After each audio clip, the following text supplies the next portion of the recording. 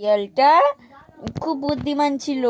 সে তার খুব খিদে পেয়েছিল। হ্যাঁ, সে একদিন নদীর ধারে দিয়ে যাচ্ছিল।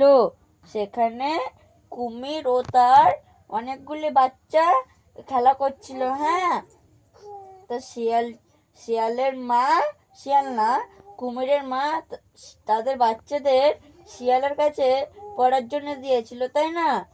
দেওয়ার পরে সে শিয়ালটার কাছে বাচ্চাগুলো প্রতিদিন পড়তে যেত। আর শিয়ালটা প্রতিদিন একটা করে বাচ্চা খেয়ে নিত না। বুঝতে পেরেছো? হ্যাঁ।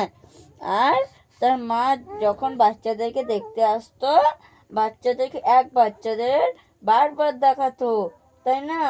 আর তারপরে একদিন সে সব বাচ্চাদেরকে খেয়ে ফেললো। ও সে পালিয়ে গেছিল। যেতে যেতে গিয়ে কুমিরের বাবার সাথে বাবা তার সামনে চলে এসেছিল, তাই না? আর